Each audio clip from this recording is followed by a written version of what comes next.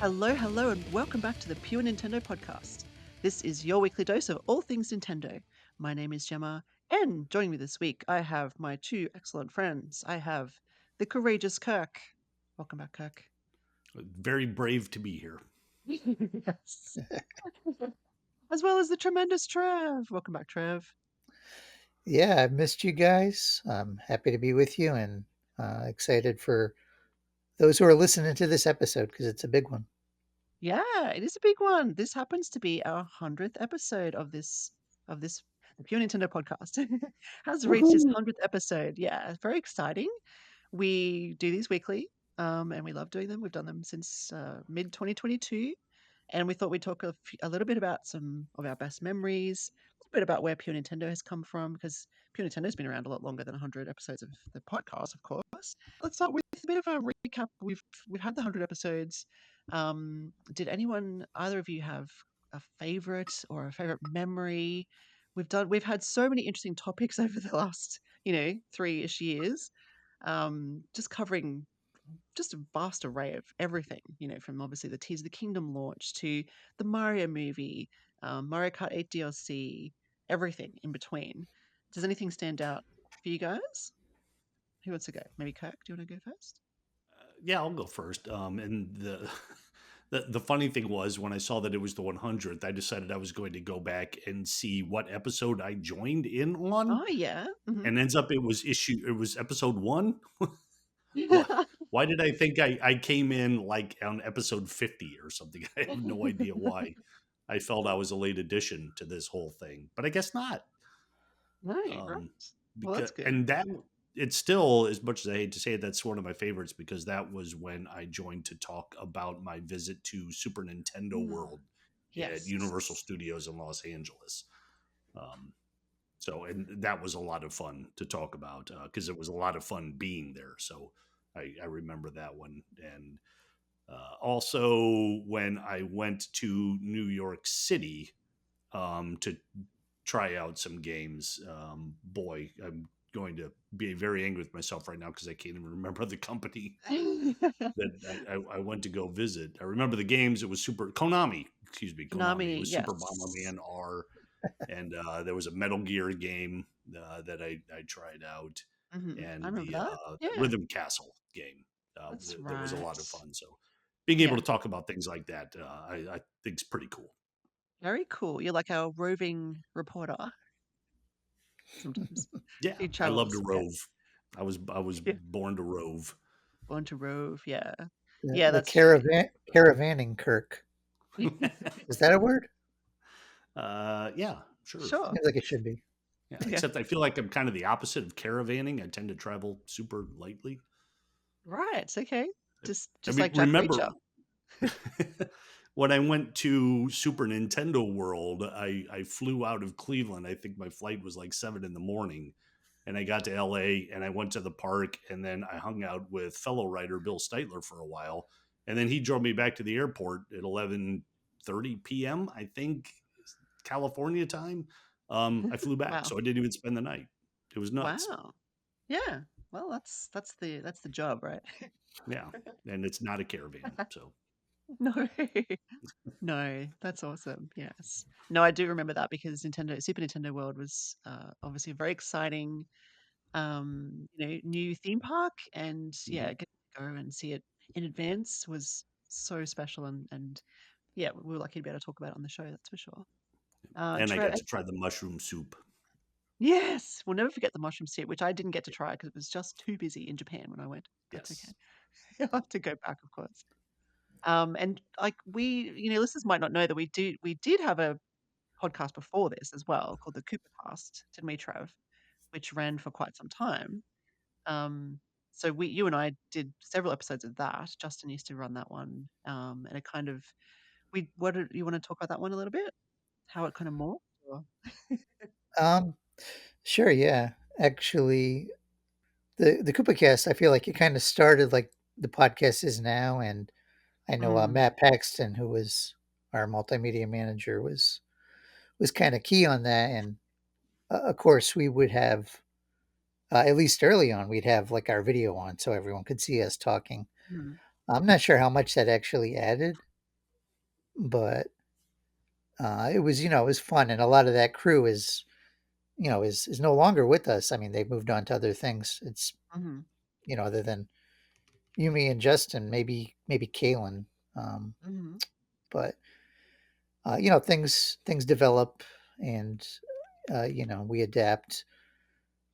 When I was doing KoopaCast, it was sort of a revival. We kind of did it focused on games, like we did the Zelda series from Yeah. the That was super NES fun. to the Switch, and obviously that kind of got absorbed, I guess, by the podcast, because the podcast, you don't have to be focused on a particular game or refresh your memory on a particular game. You can talk about news of the moment, which I think Mhm. attracts people and Yeah. and keeps it fresh.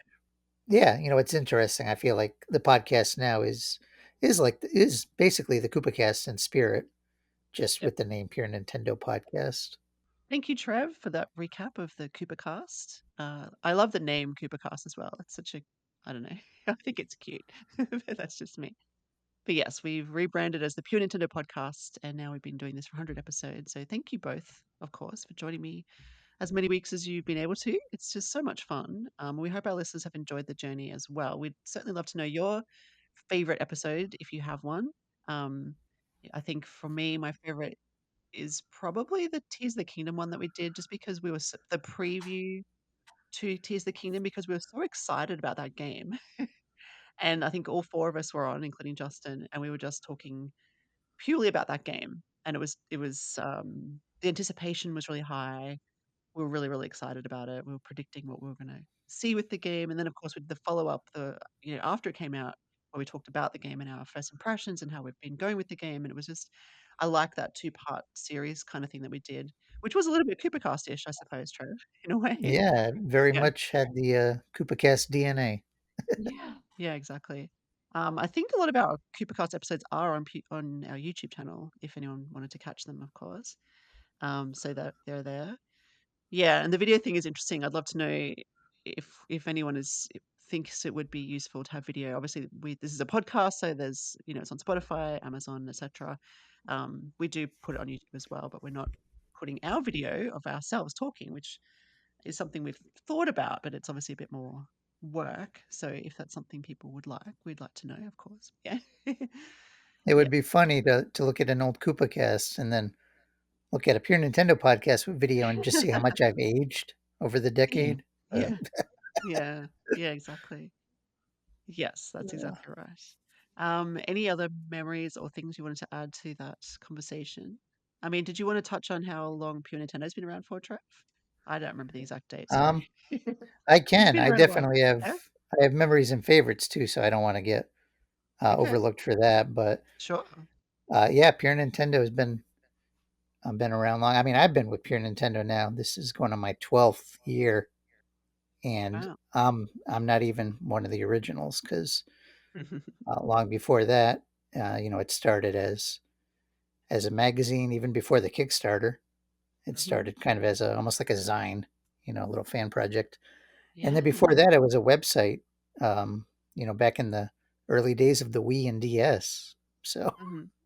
Yeah. um, it's definitely been around, and I think about all the other websites and publications that have come and gone over the years. And we're not the biggest, we're not the quickest. We have a small staff, but we're still plugging away, and I think there's something to be said for that. Yeah, absolutely. I totally agree. And I think I've been here 1 year shy of yours. I think I'm 11 now. So, yeah, Wow, which is pretty crazy. cool. Yeah. Yeah. I It's a remember long when you time. came on, you were a contributor. You had, was it like Nintendo and the Land Down Under or something? A piece you did? Yeah, I think so. Yeah, I was brought on as the Australian correspondent. So, yeah. Yeah. Yeah, yeah, which was super exciting. And you said you had some favorite memories as well? Oh, yeah, absolutely. Well, I was looking at the notes prior, and you had special memories and then a favorite episode or topic, and I have both. So, Oh, okay. Sure.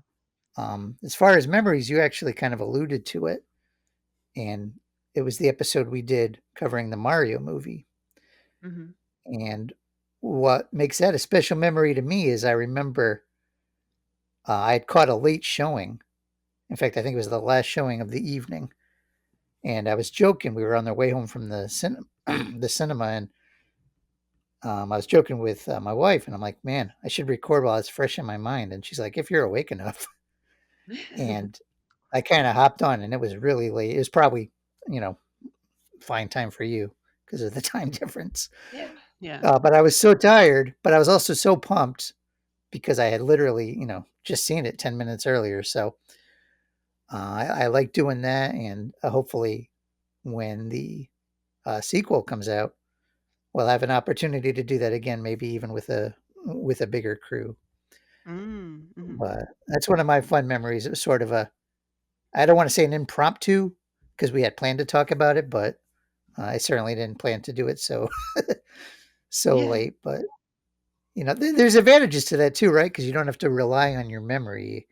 Mhm. Everything is right there. So that's a Absolutely. favorite Yeah. memory of mine.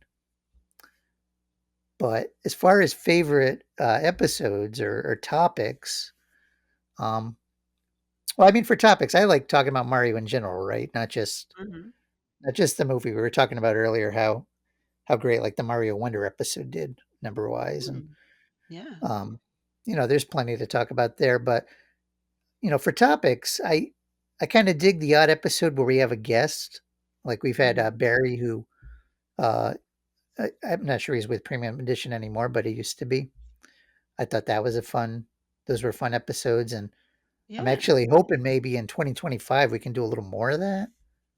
It, For it sure. takes some extra planning, obviously, but I like those. And uh, you mentioned it too, Super Nintendo World. Both of you guys were able to experience that in Japan and then in out in Hollywood. So I loved hearing that, even though I wasn't able to do it myself. I felt like I was there with you, just hearing you guys Nice. describe it and seeing pictures and stuff like that. But Mm. for overall favorite episodes, I think it's got to be when we have a full house.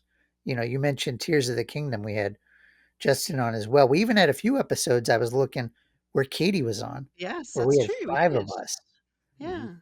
Yeah. and, those were a lot of fun. Um, our top 10, always a blast. Predictions, always a blast. I feel like we end one year and bring on the new year with some great episodes, so it's hard to pick a single favorite, It but, is. uh, you know, you guys deserve a lot of credit. I mean, Kirk, you're on more than me, and Jemma, this is really it's like your baby. I mean, Roger back in the day had a role in starting it, but you had Mm. the stick to itiveness, the discipline to stay with it and not give up. So Hmm. Thanks, Yeah, Trev. and Yeah. let's also give you some credit, Gemma, for being the one who does all the work with it. I mean, Trev and I just hop on, talk for an hour, and we go eat. But then you've got to edit and upload and format, and so yeah, definitely thanks for all your Oh, work with thanks, this. It wouldn't be guys. happening without you. Yeah. Well, it's a lot of fun, thankfully. It is a lot of fun. Yeah, no, it really is. It really is a fun show to do. Hence why I do put the effort in. If it was a chore, it would be a bit more. Why am I doing this? No, but it is really fun, and I couldn't do it without you guys either because otherwise it would just be me talking for an hour, and no one wants to hear that. I think. So, but yeah, I do shout out like to. your accent, but I don't know Oh, for an thanks. hour. That's true. Yeah, you are the most interesting to listen to. Yeah, you got the accent. Yeah, yeah, yeah. But yeah, shout out to Roger, of course, for being here at the Hey, beginning. Thank Roger. you, because if it wasn't for him, I guess I wouldn't have even known how to do this. So um, he showed me the ropes and then he handed it on to me. So yeah, that's awesome. You know, I'll say one other thing real quickly too. Should we give a shout? And this is lame. This is so lame, but I'm going to do it anyway. Okay. To Nintendo for giving us something to talk about 100 Yeah. times over the past Yeah. say 2.5 years, and how Yeah. much fun are we going to have when the Switch 2 is released and we all hop on after that, assuming we're all able to get our hands on it day one, and talk Hmm. about that. Oh yeah, that's going to be so exciting. This is going to be a big year, and we're obviously counting down to the Switch 2 Direct, and don't even know when the Switch 2 is going to launch, but we'll talk about that today a little bit as well. But yes, that will be a huge episode or a bunch of episodes probably, when it comes to the details and then the actual release and then getting our hands onto it, getting the games, of course, that come with it, which are going to be huge. There's so much to look forward to, really. Yeah. I have one little, just last memory too. It's very small and very minor, but it's just I do remember this one episode, Trev, where you were comparing South Park to Pokemon, and that just always stuck with me because 'cause I'm like, "How is South Park like Pokemon?" Do you remember? I do. Didn't you do like you did a YouTube short? I think on Yeah. that clip. It really is fun. It's a lot of We Oh, fun. love to laugh. Yeah, of good course. chuckles. Yes. Yeah. Oh, Gemma, I should add too that the podcast certainly plays a part, I think, in expanding um, our reader base, our subscribers to the magazine. I Mhm. feel like there's some who have discovered the magazine through the podcast, and much like the podcast has really come alive in recent years. It's same thing with the magazine because we started with the print magazine, and then we went a long gap where it was digital only, and now we're back to that, and all of us, have played a sizable part in that. And I would say, much like the podcast, you might be the chief, you know, uh, Katie, obviously for the bulk of it, and then in recent issues, you. So that's another great thing about the podcast. People listen, and they're like, "Wow, there's a magazine. I want to check it out." So that's awesome. Yeah, check us out in print, guys. Digital is cool and all, but it just can't be print. Yeah, the latest issue is waiting for me to go buy more envelopes to be able to send them all. So it's yeah, they're ready to be packed up and they'll go out early next week. Thank you so much, Kirk. We are so excited to get this new issue into everyone's hands very, very soon. Was there anything else from anyone before we move on to our next topic? Um, Nope. I'd just be curious if listeners have like any good memories or anything they want to say. We like the comments, right? I know it's not always, you're listening to a podcast, you're driving or you're jogging or whatever. You're not always inclined to comment, but if you want to leave us one, we like them, we read them. Yes, we love hearing from our listeners. Please do continue leaving comments for us on YouTube. It really does mean a lot. We couldn't have done this show without all of our dedicated fans. If you're just new this week or you've been listening the whole time, let us know your thoughts. Let us know your favorite memories. And let's move on to our next topic, which, of course, is our continued countdown to the Switch 2 Direct happening on April the 2nd. This week is all about release dates. When will the Switch 2 actually be released? Will it be the very next day, April the 3rd? Will it be months later? Let's find out our thoughts. Who would like to go first? I'll go, I guess. Thank you. I'm not afraid. Um, in fact, I think I might have mentioned this previously, but I'll just reiterate it. I'm still eyeing fourth quarter. I'm feeling Right. October, Yeah. and I know people are saying, oh, it's going to be, you know, earlier, like they're showing it early spring. It's going to be even some saying, late spring. But I think that would be historically unprecedented to have such a quick turnaround between unveiling and release. That's just not how Nintendo has done it in the past. Even with the Switch, which they kind of had to get out because the Wii U was, you know, not performing, there was still like a 5 month gap. So I think a lot of that's wishful thinking. I think looking at the pattern, I think fourth quarter is realistic. Not to mention the logistics of making sure, they have a robust supply, unless they're going to hold back to create demand. But I don't know about that. So yeah, that's what I'm thinking. I am in the minority because most of the chatter I've seen on, online, social media, whatever, is saying, it's going to be all like June or something. But um, Mm. I have my doubts, and I think I can't remember if I predicted that with Justin, but I'm going to stick with my guts and say fourth quarter because I think there's still going to be a couple Switch surprises to bring out the Yeah. year. I mean, I love that you're sticking to your guns on this. I do. Because you've said fourth quarter. Do you You said, really? yeah, you've got, you have to back yourself up there. And if that's what you think, then I, I'm glad that you can do so and say so and kind of try to convince us that that's the case. Like you said, it is probably not the major thought process in terms of the release date. A lot of people think it'll be sooner.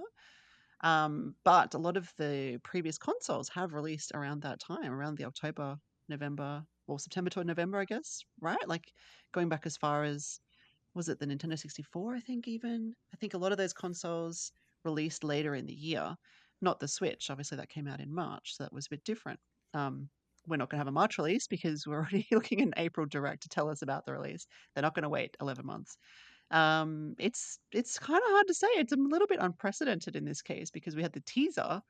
Do you count that in your 5 month kind of summary there or not? Obviously, you're not, but you could, right? Like Um, maybe people are thinking 5 months from June. Maybe that's where the June thing's coming from. yeah. I'm trying to think with the Wii U, not Wii U, with the Switch. I think I'm counting the proper unveiling because, like, I don't count like when they were talking about the NX, like rumors. Mm, hmm That's one thing. hmm Um, yeah, I mean, obviously, if it came out earlier, I'm not going to be like boo. I'm going to be excited. I'm going to Yeah. hopefully have enough saved up to get it. hmm If not day one, as quickly as possible. Yeah. So, yeah, Yeah. prove me wrong, Nintendo. Prove me wrong. Yeah. What do you think, Kirk? Do you have an opinion on this? Yeah, I don't think I'm too far removed from what Trevor's saying. I think if it is fourth quarter, it's going to be earlier in the fourth quarter. Um, like let's say October, because I think if there are going to be some supply chain issues, then it would be better for Nintendo to release it as far from Christmas as possible. So you get those initial sales, and then you've got some time to build things back up ahead of Christmas.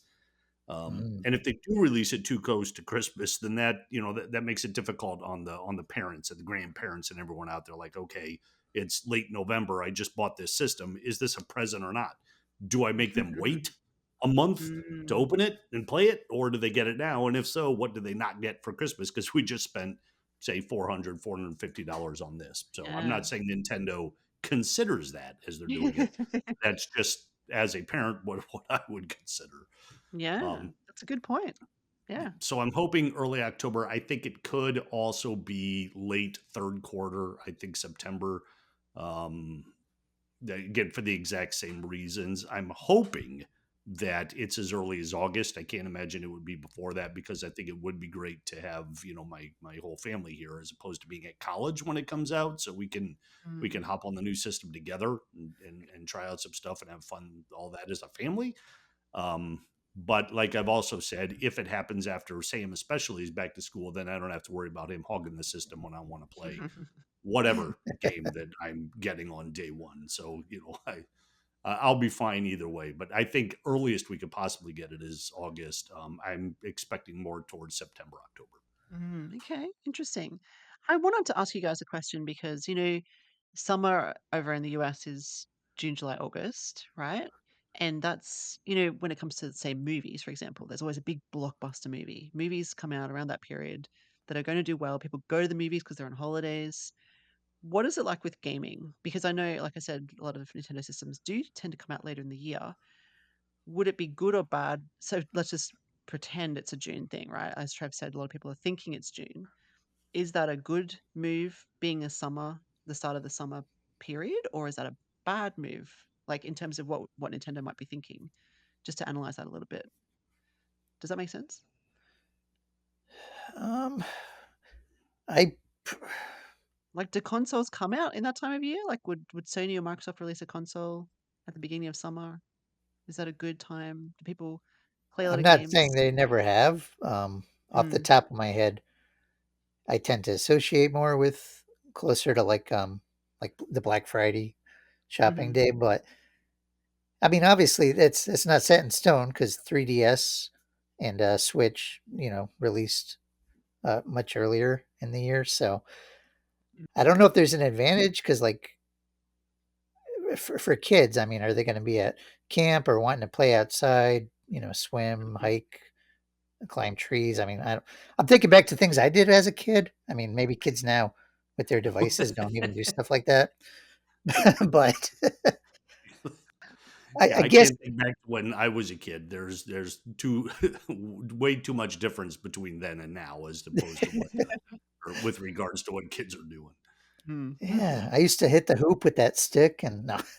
Um, I guess Nintendo might. You know, I don't know how they handle their like financials. Like, is there an advantage to have the for stocks or to have an uptick earlier in the year? Maybe, but I don't know. It seems, you know, I'm old school. It seems premature to me. I'm not sure I necessarily see a benefit. Consoles that kind of launch early tend to be have issues, right? Whether it's hardware issues, software issues, stocking issues. So, Mm. yeah, I don't know. I don't know. But we're saying early because the direct is April the 2nd. But from Nintendo's perspective, is it early? No, we assume they've been working on it for quite some time. I don't know. I'm just playing devil's advocate here, but I don't really know. Like, no one really knows except Nintendo themselves. I would think either it's going to release pretty quickly after the direct, like say May, or September, October. That would be, Whoa, yeah. I don't know. May is the earliest I've heard. I just think they might throw a curveball and go, you know what? Next month the Switch 2's out. Wow, I don't know. I don't know. That's just the feeling I have. But I don't think it'll be June, July. I think just um, that's the end of their fiscal year, right? July, June, whatever it is. wow. I don't know. Maybe that's too weird a time. And then July is the middle of summer over there. And I just don't know if that's a good time, which is what I was trying to sort of mention before. So maybe August, but I really think it'll probably be September, would be my kind of guess, or May for some reason. So we'll see. We'll see. That's quite a wow. All right. I think Yeah, May's the maybe. earliest I've heard, Gemma. I don't think I've heard Yeah. before June until I now. only heard it. If I'm right, then I don't know what I win, but I get to switch to earlier, I suppose. So, So here's my devil's advocate for you, Gemma. mhm, Obviously, those of us who work in this industry and the hardcore Nintendo fans, the enthusiasts, we have a lot of awareness about Switch 2. Does your average consumer are they going to have enough mm. time to know about it? Is that going to leave Nintendo enough time to market to the average consumer if they show off this in early April and then a month later or 6 weeks later it's out? Yeah, that's true. And there are those hands-on experiences which I think go up until June. So they probably wouldn't do that when it's out, I guess. Now that I think about it. Yeah, I don't know. Mm. Honestly. Oh, that reminds me, Justin actually suggested this to me, but I reached out to our Nintendo rep to see if Mm. there is an opportunity for any invitations to like hands-on events. So Hmm. fingers crossed, you know, as they say. Yeah, I did the same thing with Nintendo Australia and they replied, but they have nothing at the moment, but they said they'll keep me posted if it's a possibility. Nice. So hopefully between us we can get our hands on at some point. That would be really cool. Yeah. Cool. Anything else to add when it comes to our thoughts on the release date before we move on to some news? I think you should do a short, Gemma, a YouTube short, where you Yeah. say you think it's going to come out in May. It'll get many dislikes. Or maybe likes because people will be excited. But then when May comes around or when April comes around, it'll be like, what were you thinking? Imagine Maybe if you're right, though, you're going to be like a celebrity. Like, yeah. Yep. That means anything you say from that point forward, they'll be like, "Oh, she got this right before. She Yeah. must have some kind of inside information." Yeah, that's it. I mean, I think I just really want the Switch 2 at this point. I think I'm just, I'm hoping for I'm it going to to be will it into sooner. existence. Yeah, that's it. I think a Exactly. summer release would be better for games than it would be Hmm. for the system itself, right? Because if kids Mm, are home and they're not doing anything, they'll be able to get their hand. They'll have more time to play more games than they would when they're in school. true. So Hmm. I think Yeah. games would sell better if they were released in the summer. Yeah. Yeah. That's a good point, I think.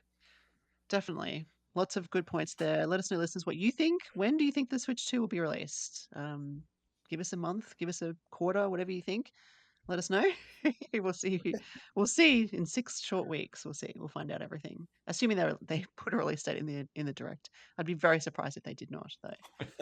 Can you imagine? Can Oh you yeah, imagine? there'd be riots.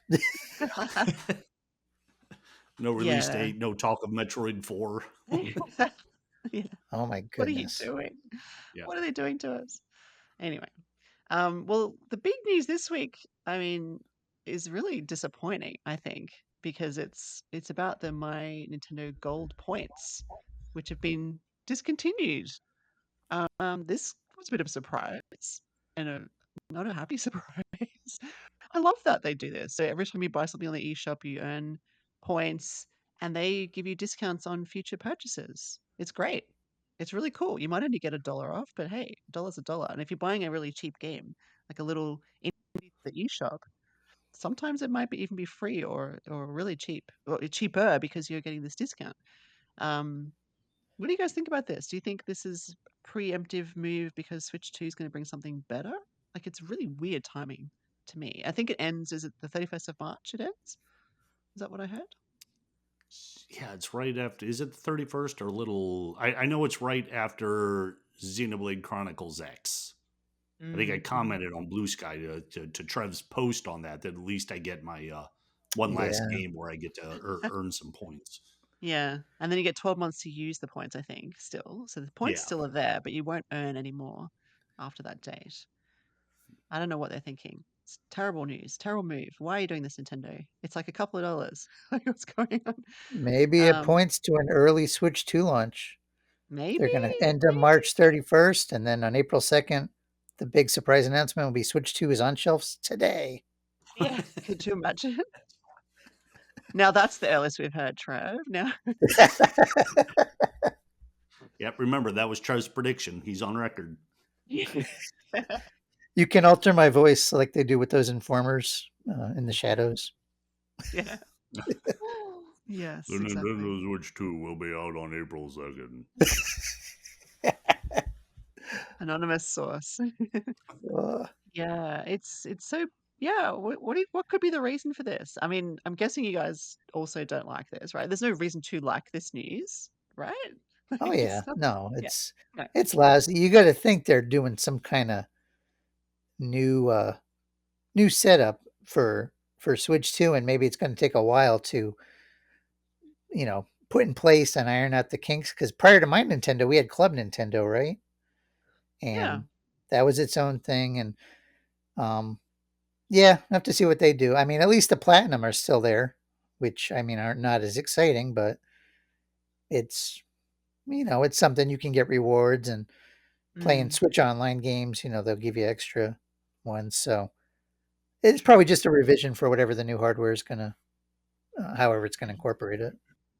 Yeah, I agree with Trev, and I think they announced it now because they want to give people enough time to, if you're thinking of getting a game, do it because pretty soon, they can't say, oh, by the way, now we're done. Like on April 2nd, they couldn't wait and say gold points are finished, and then everyone's like, oh, wait a mm, minute, what about I was about to buy this and that, now I can't count them.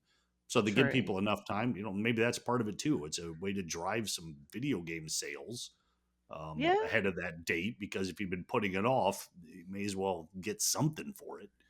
mm, Um, that's a but good by and point. large, considering what we have coming ahead, it didn't break my heart as much as it did a bunch of other people because there's so much exciting news coming down the road that I thought, all right, well, I don't get it, but I can live with it. Yeah, okay. Well, that's a nice positive outlook. Thank you, Kirk. That's refreshing. Yeah, because there was a lot of negativity online, of course. And I'm not happy about it, but I do agree that it is hopefully it's pointing to something better or new. And as we know, it ends on the 31st of March. The director's only a couple of days after that. So, you would think they would talk about the next iteration of whatever their online presence is going to be with Switch 2, because that's a thing we haven't really heard about or really talked about yet is what is Switch 2 going to be like for online? What's the eShop going to be like? What's their online subscription model going to be like? We don't know any of that yet. So and this will be part of that. Whether there's some sort of reward system in place, who knows? Maybe it's just a rebrand. Not sure. But yeah, it's it's something to consider. And yeah, I think also driving sales, of course. That's that's a really obvious point there. You've got sort of over a month now to continue to buy games and get a little reward for it, and then you've got 12 months to use those rewards. So yeah, there's something in that as well, I think, for sure. Yeah. I'll just clarify too, Gemma. You mentioned buying games digitally. It does work for physical games too. If they're I'm trying to remember what the cutoff is, but you can register physical cards too, as long as they're not like more than a couple years old. So, like if you bought Mario Odyssey now, you're not going to get gold points. But if you bought Donkey Kong Country Returns HD, you'll get gold points, even if it's a cart. I didn't know that. Check all your Yeah. carts and try to do You it. bought some. I think I found that out late. Also, I can, like in the system, you go in and you select the game. You hit like what is it, X on it, and then you can click to get you. As long as the cartridge is in the system, then Mhm. you can click to connect and to your account and get the gold points for it if it hasn't expired. Wow. Okay. I am so going to do that because, yeah, I do have Donkey Kong Country Returns HD, which is obviously only a month old. Yeah, I Yeah, I didn't think know that was a thing. There you go. yeah, you click like I don't know, like Is it the is start it button plus? or whatever for It's options. it might be Yeah, okay. plus, yeah, plus or X or something. If I had it in Like Yeah. front on of me, I'd let like you on the know. menu when you're selecting the game from the menu. I think it's Yes, the way you would do it, like if you were going to update the cart, like check for updates, it's within yes, that menu. Oh, okay. yeah, and then there's like a Wow. redeem points option that you'll see when you pull that up. My goodness. This is so news Yeah, to and you me. can pick the account too. So if you have like your Australian account, your North American account, Europe account, whatever, you pick the account that you want Yeah, the point or in. other Oh, family members. cool. I will be doing that for sure. Yeah, I can't believe I did not know that. I've got Princess Peach Showtime from last year. That's less than 12 months old. Yeah, I'm sure I've got others as well. Oh, Yeah, That might be I'll close. definitely be doing that. Thank you, guys. I couldn't do it with Metroid Prime remastered or whatever they call that. When I got that for Christmas, I tried it and it had already expired. Okay. Yeah, okay. So I don't know if it's 12 months or not. I'll see. I'll check what games I've got from the last 12 months and see what's up. Yeah, all right. Thank you for that information. Hopefully that's helped some listeners out there as well who, like me, did not know. Do that now before it runs out. Anything else to add to this news before we move on? Okay, Move cool. on. Move on. So just a quick little mention that Pokemon Presents is coming up on the 27th of February, which happens to be Pokemon Day. Is that what it's called? Pokemon Day. Um, so we'll talk about that next week when it's actually happened. But yeah, there's a full direct happening. It's the 27th, which is Thursday, I believe, which we assume would be talking about the new Legends game, right, Trev? yeah, I think so. And I'm excited for that because I'm not a traditional Pokemon enthusiast, but I really liked Arceus, whatever you call it. So I think this will be a good one and hopefully tide us over some until the Switch 2 Direct. Yeah, that's it. Well, people were still saying that there might be a Switch Direct at some point. Obviously, we haven't had that yet. I don't know if that's going to Mm. be. It wouldn't be too close to the Switch 2 Direct. Now we're kind of closing in on February. It probably won't clash with the Pokemon Presents, right? So maybe early March, but if not, maybe there isn't one planned. I don't know. Do you guys think Well, there would be? too, what they did like after the Switch came out, they still Mm, had 3DS games. So directs would just oftentimes they would start with the 3DS. They have a few games and then they move on to the Switch. So after mm, the big Switch 2 Direct, maybe future directs will devote some mm, time to Switch true. 1 and then the bulk Yeah, to it could Switch be. 2. Yeah, could be. Maybe they'll just do you think they'll mention the Switch, the original Switch, in the Switch 2 Direct? They might just say that this game is compatible with both or something. Probably, yeah. Probably not would be my guess, but it's Nintendo. You never know. Yeah, that's it. Yeah, exactly.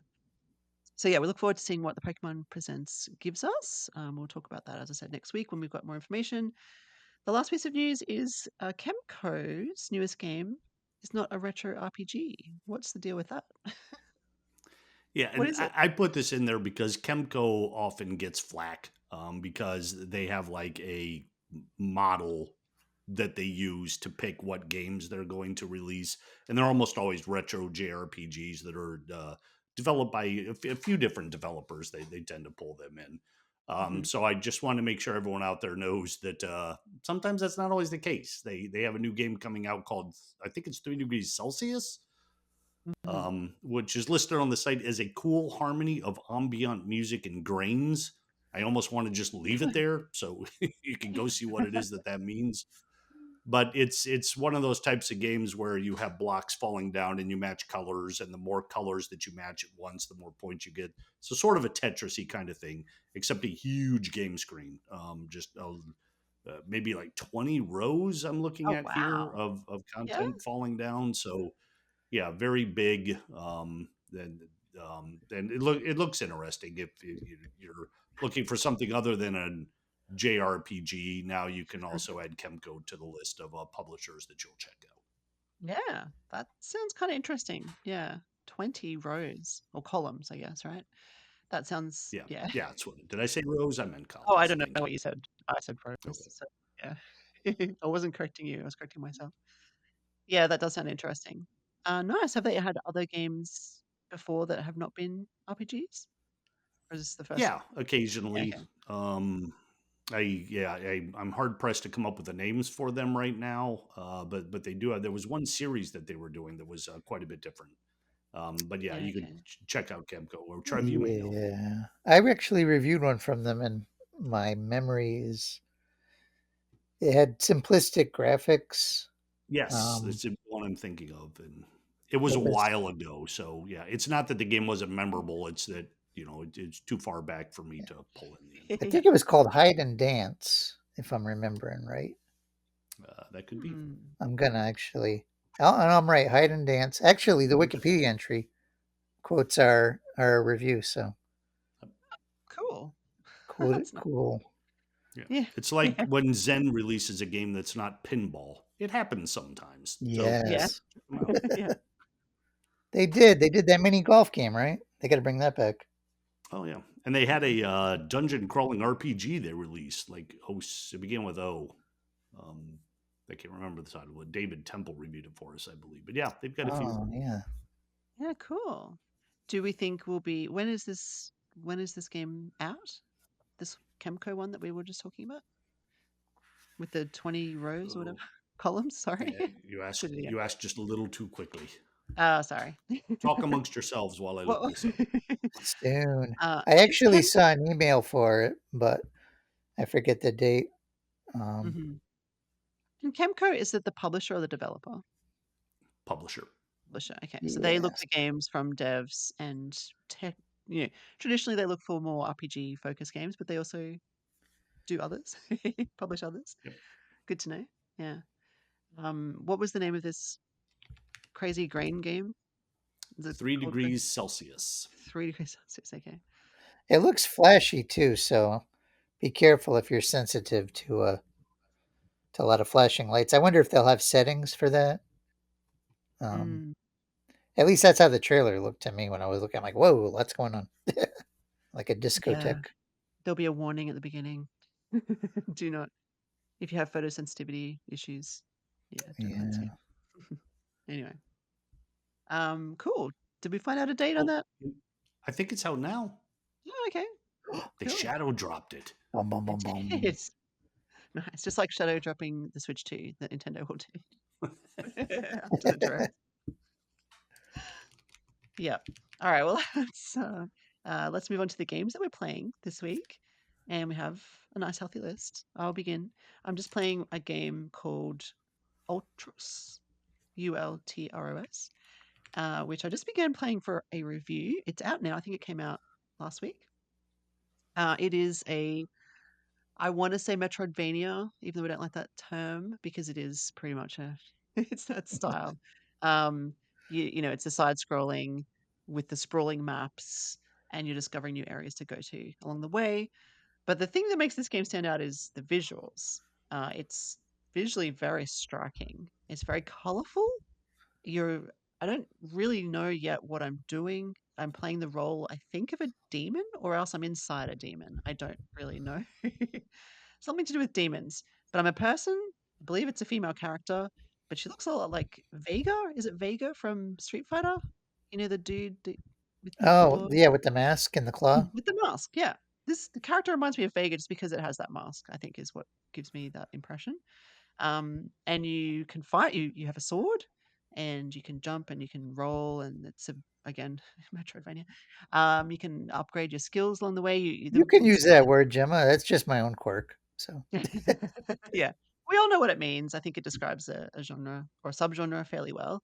You know what to expect when you're getting into a game like this. Anyway, there's platforming elements, there's exploratory elements, but this one, it's very different just because it is some kind of alien world, or I don't know if it's a dream world. They talk about getting to a place where someone's dreaming, and the longer you're in this place, the longer you're trapped in this place, you lose it yourself a little bit. And so this new person, the new person who isn't Vega but looks like Vega, um, hasn't lost herself yet, and so she's trying to help everyone else in this area escape. I think is the premise. And along the way, you battle enemies. You eat the enemies for some reason after you dispose of them, and that is gross. what. Yeah, no, it's a little odd, but Well, are collecting. you cooking them first at least? No, no, Oh, all right. just Well, eating them. You just eat them. It's a bit odd. They're all about And the raw diet, right? yeah, that's it. So eating them seems to recharge your health, and it also lets you level up. I guess is a way to put it, because there's this branching pathway of skills. There's a skill tree, and the more of this flesh that you eat, the more you can skill up. So yeah, it's interesting. But like I said, it's very colorful. So it's also, the music is really nice. It's quite ambient.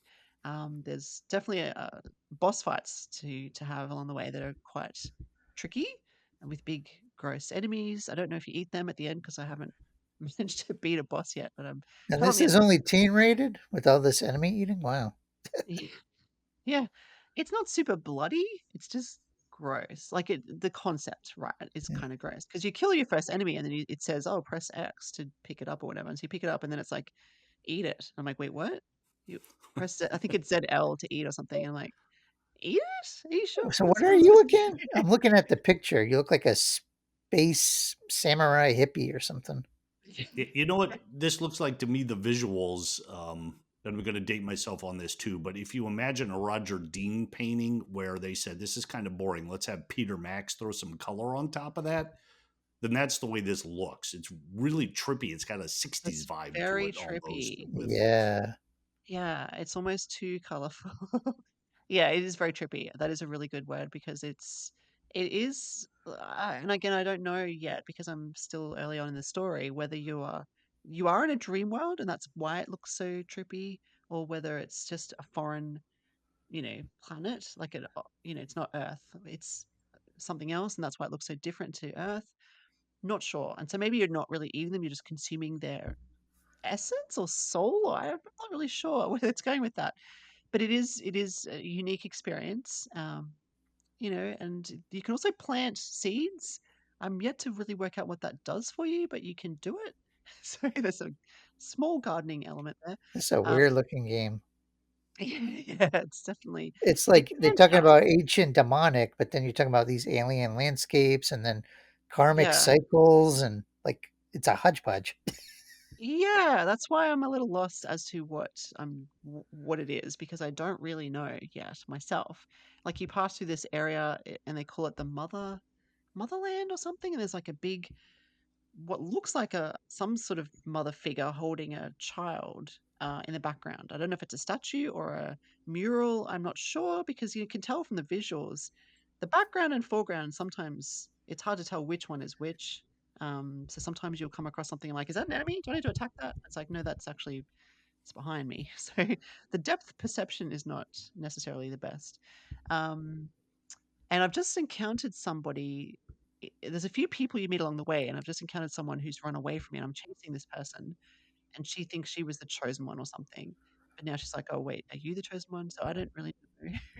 And then I've encountered this boss, is which where I'm up to right now. So I think once I defeat the boss, maybe this person will be like, "Yeah, you've got the skills. You are the chosen one, or whatever. Someone who's supposed to save all these people who are trapped in this kind of world." I was going to say nightmarish world, but it's not.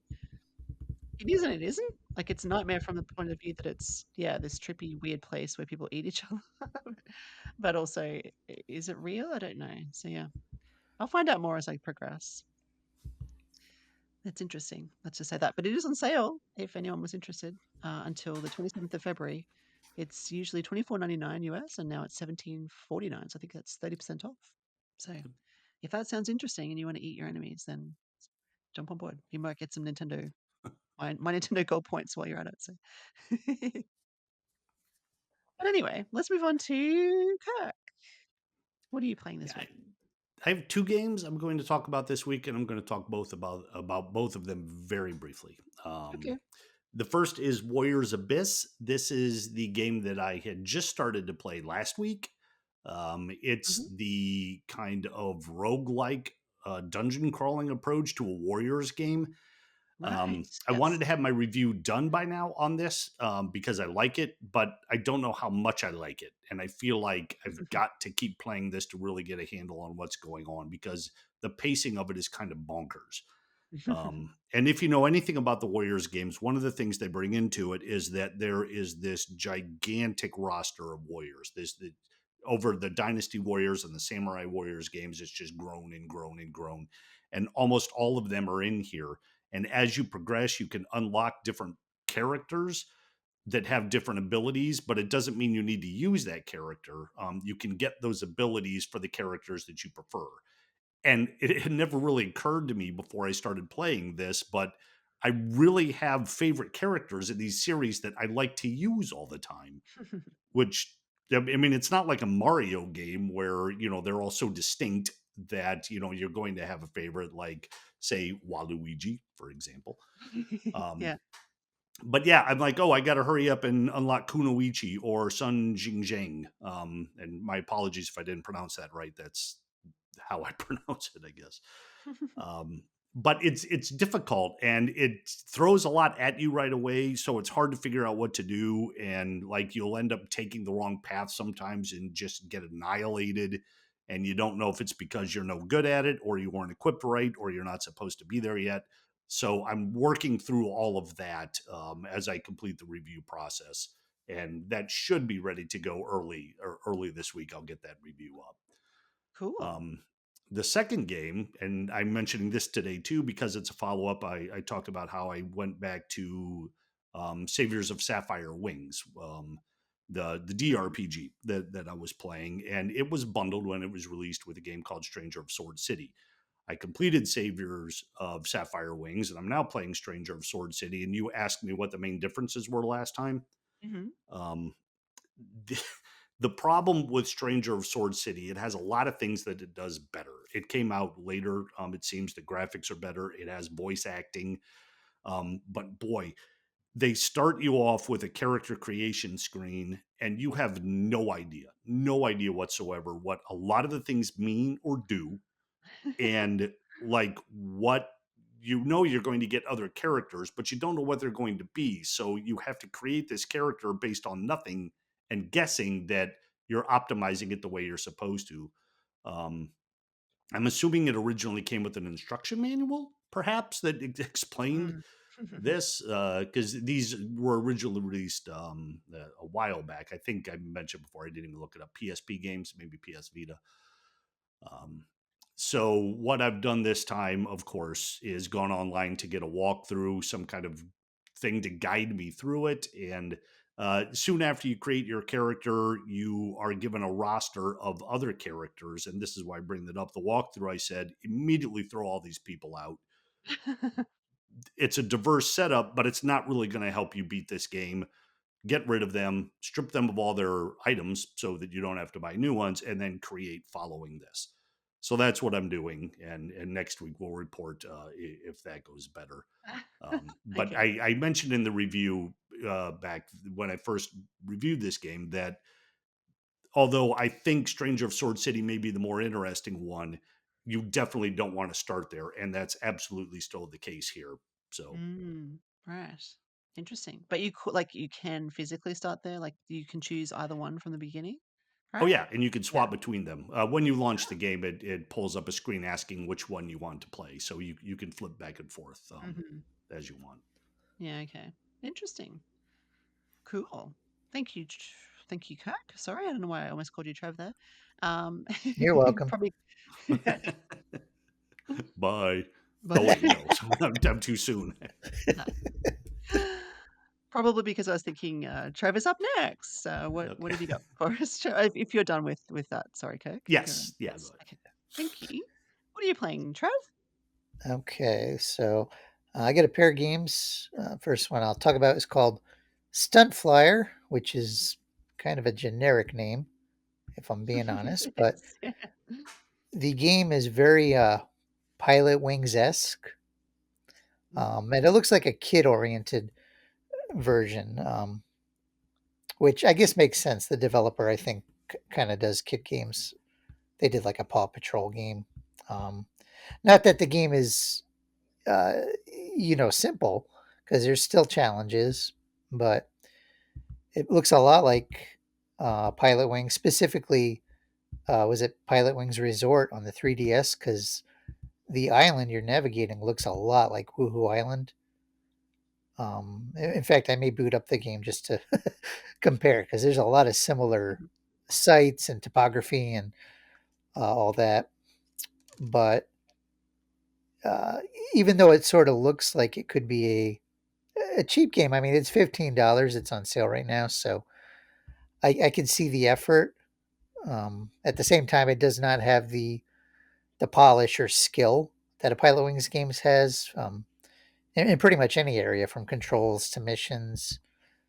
But the island's big. It does have that kind of open world ish element to it, and I can see kids having a lot of fun flying around. And apparently, it has co-op too. I haven't tried that yet, but um, Yeah, it looks yeah, like it. it Split kind of screen. scratches that Pilot Wings itch, because we haven't really had a Pilot Wings game in well over a decade now. So Mm, that's true.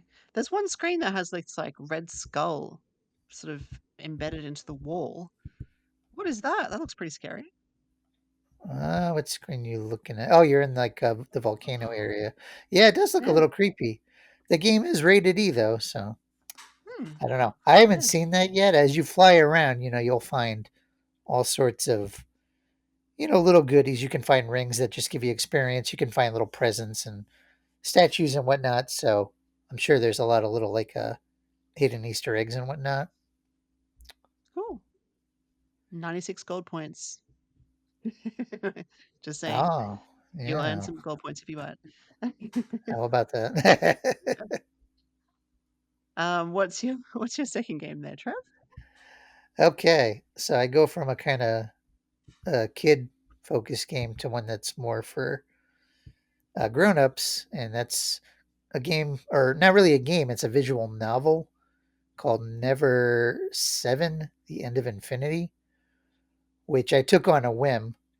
Kirk had this in the queue, and it looks like maybe it has a follow-up, which I did not take. You can get a bundle, but I wasn't familiar with this, so I just took the first game, which evidently is a game that's been out now for like 25 years. It has its origins back on like the PlayStation, but it's reworked for the Switch. And the main reason I took it is because it's got like a sci-fi angle to it. When it comes to visual novels, I usually like the idea of a visual novel more than I do the implementation, because a lot of times, they're more focused on like romantic elements, which Yeah. just doesn't have an appeal to me. But um, the sci-fi element is what drew me in, and I'm not terribly far into it, so I can't comment on that. I will just say my early impression wasn't the best, just because the intro, it's like a visual novel without any visuals. There's just text and one screen, and I'm like, boy, way to put your best foot forward, because But I'm sure it'll get better. The screenshots don't actually impress me that much because if you were just to look at the Nintendo listing, it just shows pictures of anime style girls. You'd think, okay, this is like some kind of dating sim, but it's really not. It seems to be some kind of like changing like a timeline type thing where you're trying to stop a death. So I'm hoping the writing is strong. I was gonna say that about the screenshots on the website as well, the Nintendo listing, because it doesn't even show you what the text looks like over the visuals. It just has a bunch of anime girls, like you said. It's really weird. I Doesn't really show you. really, I was hovering over the claim button. I'm like, I don't want this. Do I want this? Like, I hemmed and hawed, and Mhm. I just, I read just enough to not. I mean, I didn't want to spoil anything, obviously, and I didn't. But I got enough of a sense that there's a good sci-fi tale in here, Yeah. I even if saw the this in the choice of screens aren't good. yeah. Yeah. I saw this in the list also, so I did consider it, but I ended up taking Ultros instead. Oh, It doesn't even come out till the 6th of March, actually, so it's not quite out yeah. yet. I might finally So, have a review up for embargo. Who knows? yeah, yeah. Hopefully it's And I'm good, going yeah. to add to this too. Yeah, I am the one who added this. I got the review codes because they came from Spike Chunsoft. So it's not like this is some low budget third party thing. I mean, Mm. Spike does good work. They Sheeran the Wanderer, for example, comes from Spike Yeah, Chunsoft, Mm. yeah. and many other games that I could go into. So the fact that they're publishing it, I think. I, I'm mentioning this because I agree with Trevor. You look at the screen captures on the Nintendo eShop, and I don't know who decided that or why they decided that's the market they're going for. Is let's show a bunch of young girls.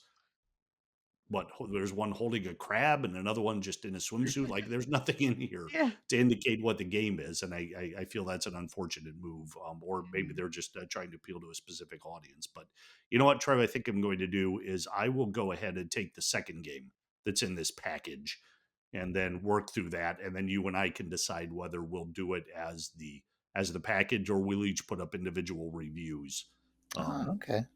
Sounds good. with these thoughts. How's that Cool. sound? Yeah, Tag team. absolutely. Sounds good indeed. Yes. Hopefully it is a good visual novel. Yeah, it all depends on the writing, doesn't it? Like you said, Trev. If it's written well and it's compelling and interesting and engaging, then it Yeah, could be good. and I'm picky. To be fair, I am picky with these type of games. So there's definitely an audience. I know people who Mm. adore visual, novels, and again, I love the idea of them and the concept. It's just my own experience has been hit or miss, more so miss. But Mm. I'm intrigued, and I'm gonna really hunker down. The nice thing with the visual novel is, like, if you're tired, say, a lot of times I'm tired, and I'm middle aged now, so I don't always have the reflexes or whatever to play a game. If I'm laying here in bed, but if it's a visual novel, all I got to do is hit a button and Yeah, turn the that's true. page, and a lot of them will even turn the page for you. So you're basically Yeah. just watching. It's passive, um, Hmm. you know. So Yeah. Yeah. And if you fall asleep while playing, your character doesn't die. It just sits on that screen and you can wake up and not have missed anything important. Yeah. That's very important to mention. He Thank you. points out from experience. Make sure you put that in your review. uh, Yeah. And I mean, yeah, I love reading, so was tempted by this also just because it's I read anyway. I always have at least one book on the go, but I do prefer the physical media again, like the magazine. I do prefer to read books in book format, but I was tempted to try this because I thought, this could be a nice thing to do before bed, just read yeah. a visual novel and get into something. But yeah, I can't And wait I'm to hear sure what the you have to say. artwork will improve. The intro didn't have much, but I'm sure as we get going, it's going to improve. And it can't just be focused on girls. I mean, because it's not even. You'd think if it was going to be focused just on the girls that have an M rating and put them in Mm, scanty outfits, like the worst yeah, on this, they have a full piece swimsuit, so it's not really, you know, going to appeal to a teenage boy, say. Yeah. yeah, And the main character is a boy, right? From what I'm reading here on the Yeah, yeah. unless I'm way off, and it wouldn't be the first time, but I think they are a guy. yeah. Okay, yes, fair enough. Excellent, thank you. Well, do we have time? I've got one. little game to just revisit as well. I should have done this when I did my other game, but I just wanted to quickly recap Luck Be a Landlord, which I mentioned last week, and I am in the process of reviewing. I've written up my review. I just need to tweak it before I send it to the group for edits. But I've had a lot of fun with it this week. I mentioned it last week that it was a kind of cross between gambling and roguelike. I forgot to also mention there's a deck building element to this, um, because you are collecting not so much cards, but power ups in the form of icons, I suppose, that enhance your game. And it is very much a roguelike in the sense that each run is very different. And sometimes you're going to, do well and win easily, and sometimes you just won't. And so you play repeatedly. So I mentioned, I think Kirk, you might remember I mentioned or you might have even seen this on the eShop listing, there's different floors. So you do a Hmm. run and you win it, and then you unlock floor two. So I have unlocked a few more floors now, which is cool. And it just kind of modifies your run basically. So each run is more or less the same, but just slightly harder in terms of the rent you have to pay, because it's all about paying the rent. But I did have a really good run yesterday. It was so satisfying. I was just earning so much money. When you have a really good run, it's really cool. And yeah, there's a lot of strategy, because you have to just sorry, I've kind of assumed everyone has heard me say this last week, but it's a slot machine. It's a slot machine where you earn money to pay your rent. And it sounds very gambly, but it's not, because you're not putting money into the slot machine.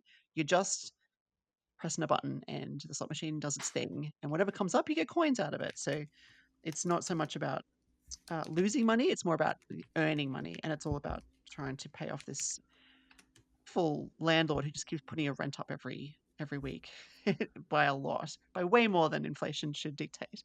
But the icons are really cute and cool, and it just you obviously it's random every go. You get 3 icons, and you have to choose. You don't have to choose one; you can skip them, but you want to choose selectively. You might want to get ones that work really well together, ones that give you more coins, whatever it might be.